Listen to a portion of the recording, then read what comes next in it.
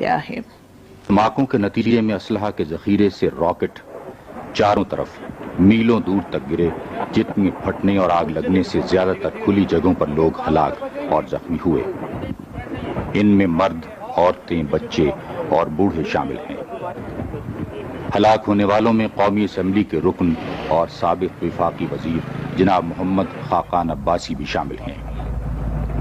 راولپنڈی اور اسلام آباد کے شہروں میں فضا میں اڑتے ہوئے میزائلوں کی گونج اور دھماکوں سے افراتفری پھیل گئی اور لوگوں نے گھروں سے نکل کر بھاگنا شروع کر دیا۔ میزائل گرنے سے کئی مقامات پر آگ لگ گئی۔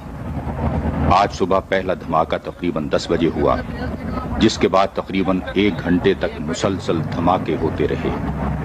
پاکستان ٹیلی ویژن کے نمائندوں نے اسلام آباد اور راولپنڈی کے مختلف علاقوں اور ہسپتالوں کا دورہ کرنے کے بعد بتایا ہے کہ اسلحہ کے ذخیرے کے چاروں طرف 10 کلومیٹر کے علاقے میں میزائلوں کے ٹکڑے گرے، جس سے گھروں، دکانوں اور دفاتر کو بھی خاصا نقصان پہنچا۔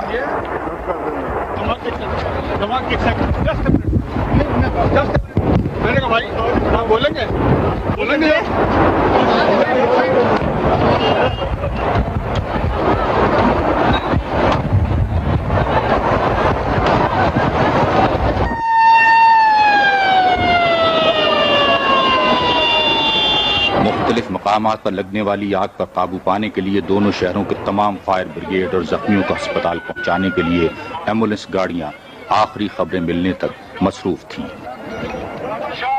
آپ کا نام کیا ہے؟ عبید الرحمان عباسی جی، میں بار بلٹن کے ساتھ میں، اور ابھی ایک پہلا شیل پھٹا ہے، صرف ایک، اور اس کے بعد جو ہے ڈائنامائٹ اور جتنے بھی شیل ہیں، یہ میزائل، یہ زمین سے اس طرح اوپر اٹھے ہیں جس طرح کوئی واقعی کوئی میزائل شیلنگ ہو رہی ہے، اور اس کے بعد جو یہ شیلنگ، اس کے بعد یہ شیلنگ جو ہے اس سائڈ پہ آئی ہے ساری۔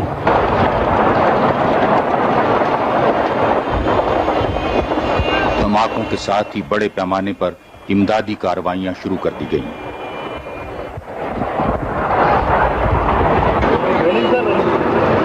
پولیس سمیت مختلف اداروں نے متاثرہ قریبی علاقوں سے لوگوں کو محفوظ مقامات پر پہنچانے کا سلسلہ شروع کر دیا۔ کوٹھیوں کے شیشے ٹوٹ چکے ہیں، سب کچھ، کسی کو بیٹھ کے نیچے سے اٹھایا، کسی کو کہیں سے نکالا، کسی کی بہت حالات خراب ہے۔ کیا ہوا؟ کیا ہے ہوا؟ آرام سے کیا ہوا؟ پتہ یہ لگا کہ جی شیل پھٹے، شیل آگے گرے۔ کیا کس وقت ہوا یہ؟ سر آپ سائڈ پہ